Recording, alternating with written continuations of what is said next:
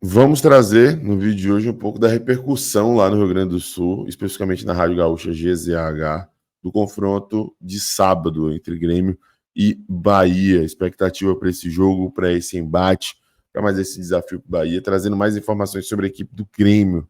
A gente precisa entender um pouco mais sobre o nosso adversário. Também iremos falar sobre aquela situação chata lá do Corinthians, né? Que eu trouxe para vocês e tiveram algumas informações extras, um complemento para a gente poder relatar. Tudo isso e mais um Plantão Tricolor aqui no canal. Vamos!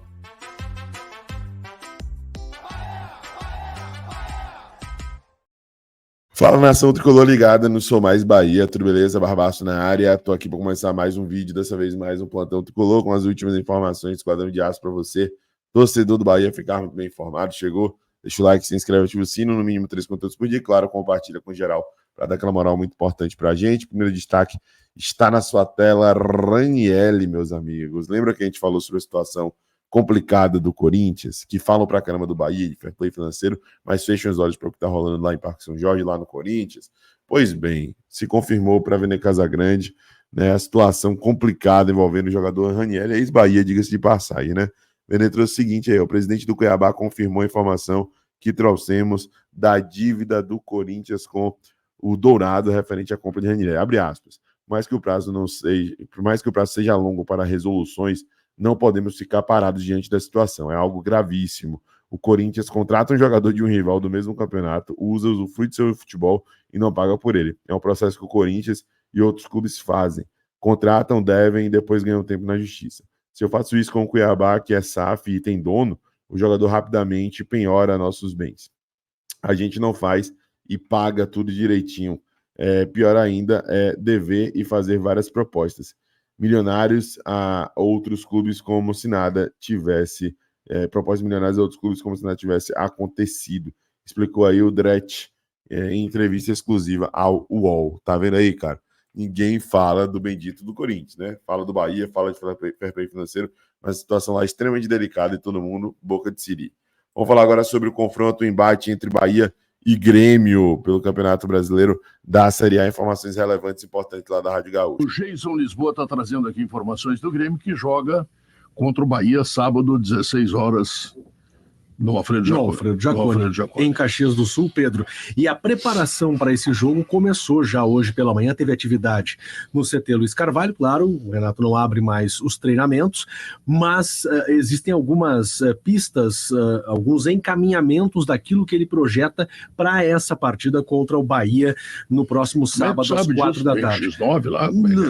Não tem nada, não. A gente Não interrompe o jogo.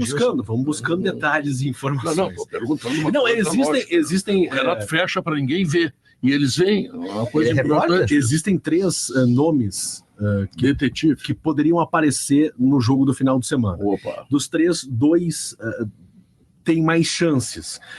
O zagueiro Kahneman, o Diego Costa.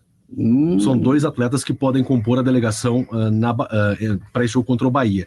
O lateral esquerdo, Mike, ele tem uma situação ainda um pouco mais complicada. Ele sentiu um desconforto muscular, ele está tratando isso e não tem garantias de que volte no final de semana. O Diego Costa foi um desconforto na região do pubis, mas foi algo mais simples, mais leve. Então, a expectativa é de que ele fique à disposição para o jogo de sábado. Então, o Renato vai manter a estratégia que ele adotou nos últimos 2 jogos, que deu certo, inclusive, vencendo Atlético e Cuiabá com um time reserva. Jogos do Brasileirão.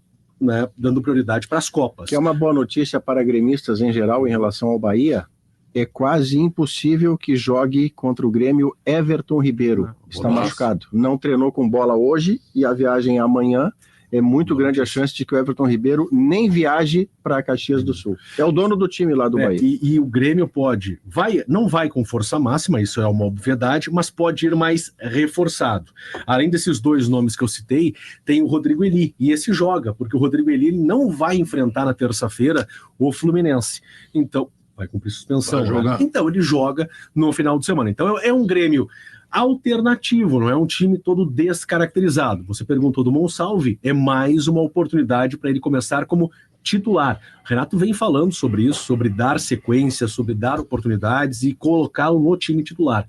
Para o jogo do final de semana, é uma possibilidade real. Ele tem o Natão, o Gustavinho, o Arezo, tem 5 jogadores. Aravena, são todos jogadores que estão nessa lista. O Fábio, que saiu contra o Cuiabá, tá disponível? Tá disponível. A informação de que tá disponível. Porque o João Pedro deve ser poupado agora. Né? O João Pedro vai ser poupado. A tendência é de o goleiro direita. Não sei, César. É o Marquezinho, né? O goleiro, não sei. Não é Marquezinho. Ou é Rafael Cabral ou é Kaique. Ele pode jogar com 3 zagueiros. Se ele não tiver ele não tem o Mike, possivelmente. Possivelmente não tem o Mike. Como o Zé... Vai jogar o Zé. Zé Guilherme entrou e não foi bem no jogo que ele entrou. Até para dar uma sustentação, eu acredito que ele tem o Kahneman aqui. O Kahneman não jogou quarto e não jogou no sábado passado. Jogou. Então o Kahneman tá muito tempo sem jogar. Então ele pode botar sábado. Gustavo Martins, Natan, Kahneman, e aí bota Zé Guilherme. Sem o Rodrigo. O Rodrigo foi expulso, né? É que o Eli não joga na terça. Não joga na terça. Eu acho que ele não vai jogar com 3 zagueiros lá. Ele vai com 2 zagueiros. Então ele vai botar com o Kahneman só na terça, sem jogar. Ele vai com 2 zagueiros. Pode fazer. E o Zé Guilherme joga. Ontem, por exemplo, o Grêmio jogou contra o Bahia no Campeonato Sub-20.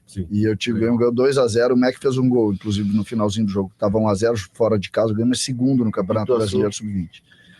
E jogou o Pedro Gabriel, se não me engano. Pedro Gabriel foi o lateral esquerdo. Que o Zé tá... O Zé tá no profissional, vai jogar esse jogo. E o Wesley perdeu espaço, o Wesley Costa. Não sei se ele estava lesionado ontem, mas jogou o Pedro. O Pedro ele é do Pablo Bueno. É um lateral esquerdo excepcional jogador. É muito bom lateral esquerdo. É muito menino ainda. Aí no segundo tempo o Grêmio entrou o Gabriel Mac. Fez o gol, mas ele tá ganhando alguns minutos ali. O time sub-20 do Grêmio é bem certinho. Bem certinho. Tanto é que é segundo. O Alisson fez o primeiro gol. O Alisson fez o primeiro gol e o Mac fez o segundo. O Alisson foi substituído pelo Mac. Não, acho que não pelo... Mas enfim, aquela linha. Mac não teve uma grande... Fez o gol, o segundo, mas não teve uma grande participação, não. Esse time é bem certinho. Jogou o Iago ontem de novo, que é um jogador que se aposta muito no Grêmio, que teve um problema sério, que é uma espécie de segundo, terceiro volante. Ele lembra o Bitelo muito, aquele de área. Mas o Alisson é o jogador. O Alisson é o jogador mais... O Iago tá batendo nos 20 anos já. Isso, ele é um ano mais velho que o Alisson, né? Mesmo que o Grêmio venha de 2 vitórias fora de casa contra o Atlético Paranaense, que não foi força máxima também, e o Cuiabá, que está na zona de rebaixamento, esse jogo contra o Bahia em casa, ele é o jogo mais difícil dessa sequência, né? O Bahia, mesmo sem o Everton Ribeiro, tem ali Caio Alexandre, Cauli, Jean Lucas, é um meio campo muito forte, né? Talvez ele já vai ter o Biel também, então ele vai ter provavelmente o Uruguai, o centroavante que fez o gol da Copa do Brasil, com o Everaldo e mais o Ademir. Veja o elenco do Bahia, né? Vitória do Grêmio. É muito forte pelo meio do time do Bahia. Ele tá num momento vitória do Grêmio, assim, né? Ele ganhou uma partida nas últimas 5, mas é um time com... Uma vitória do Grêmio com as reservas diante do Bahia é um grande momento. Uma grande vitória. É uma grande... O Bahia não é o Cuiabá. Não é.